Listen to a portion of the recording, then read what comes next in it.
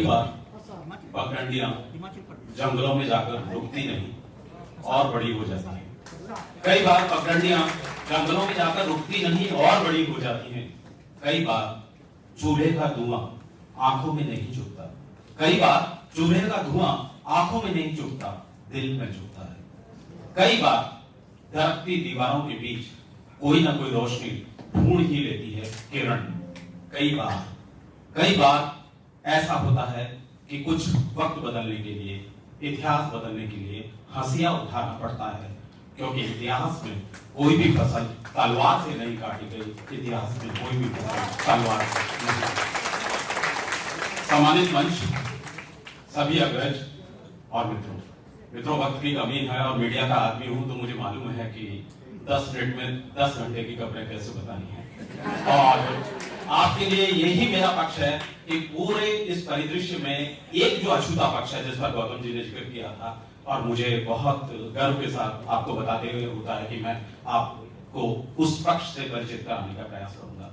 मित्रों, पूरी दुनिया में दो ही चीजें क्रांतिकारी बदलाव लाती हैं। एक है लेखन, जिसका परिचय आप सभी ने दिया, और दूसरी चीज है कि आपकी आवाज कितनी दूर तक जाती है, उसकी गूंज कितनी व्यापक होती है। और आज के समय की गूंज की व्यापकता का सबसे बड़ा उदाहरण है मीडिया।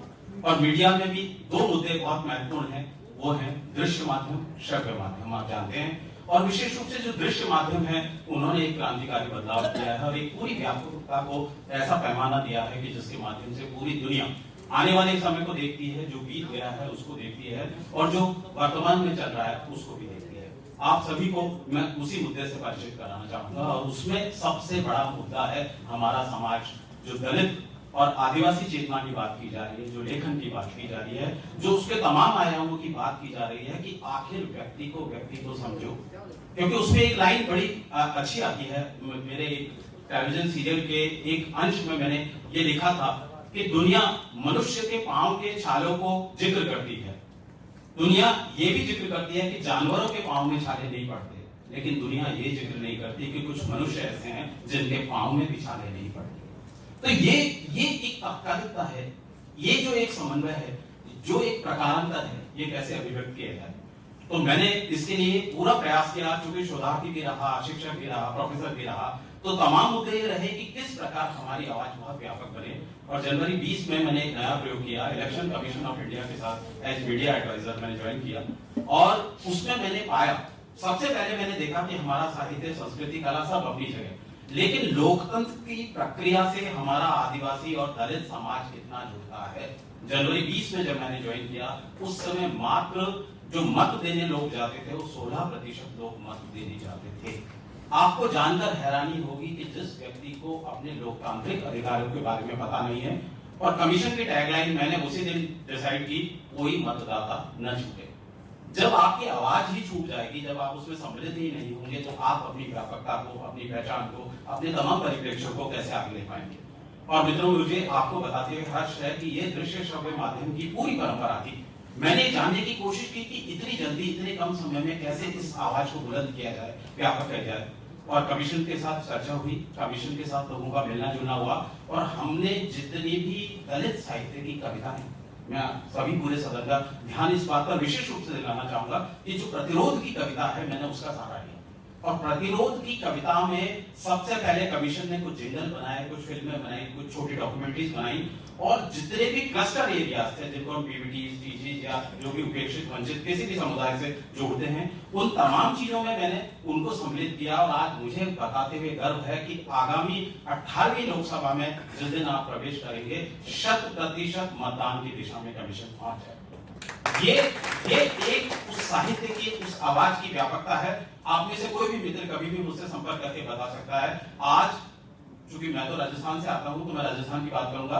राजस्थान का कोई भी क्षेत्र ऐसा नहीं है जहां पर मतदान केंद्र नहीं है। किसी भी वंचित, कोई भी समुदाय ऐसा हो, दूर दराज कितना भी हो, चाहे एक व्यक्ति भी हो, उसके लिए भी हमने माउंट आबू में एक मतदान केंद्र बनाया जहां मात्र 2 लोग हैं और 26 किलोमीटर पैदल चलकर जाना पड़ता है। तो ये आवाज की व्यापकता कैसे होगी?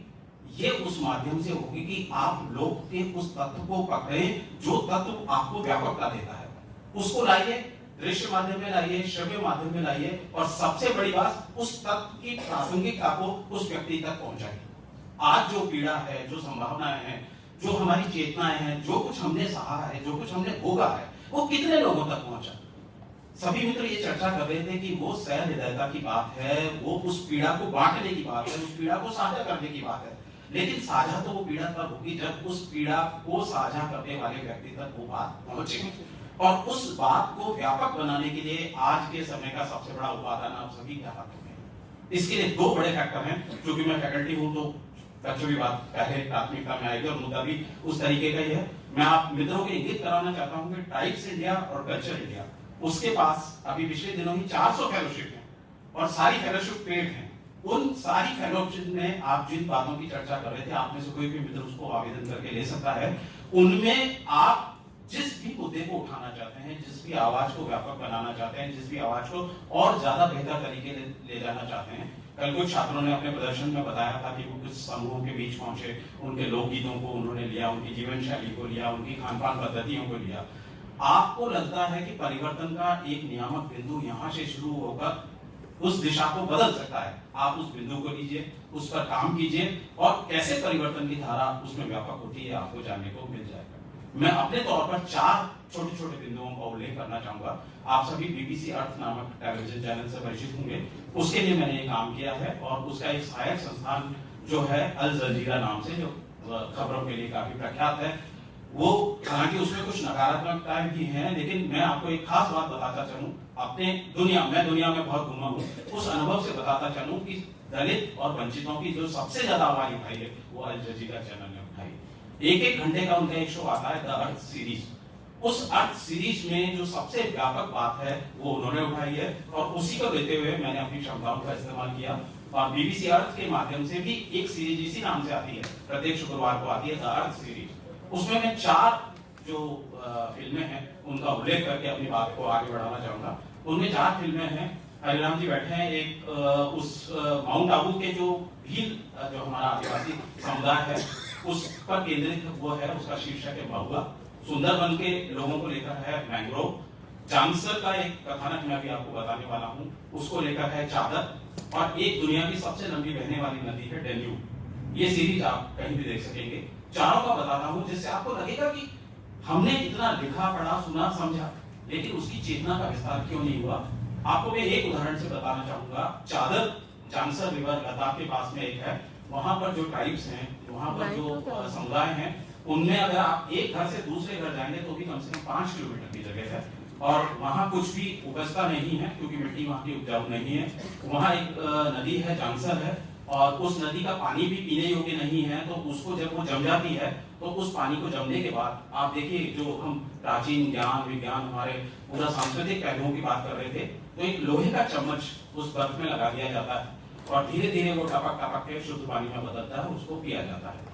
लेकिन जब वो पूरी नदी जम जाती है तो 6 महीने के लिए ना वहां कोई संचार का साधन आज भी नहीं है। आज तक जिस समय हम आज इस विज्ञान के युग में खड़े हैं, वहां कोई साधन नहीं है। सेना की कुछ टुकड़ियां हैं, तो उस नदी में जमने पर वो क्या करते हैं, क्योंकि वो पूरा का पूरा समुदाय स्थिर हो जाता है। जो कुछ उनके पास है, कुछ वो सूखा मांस इकट्ठा करके वहां रखते हैं, कुछ सब्जियां, फल जो उपलब्ध हो सकते हैं वो रखते हैं, और सेना वहां एक टुकड़ी रहती है वहां।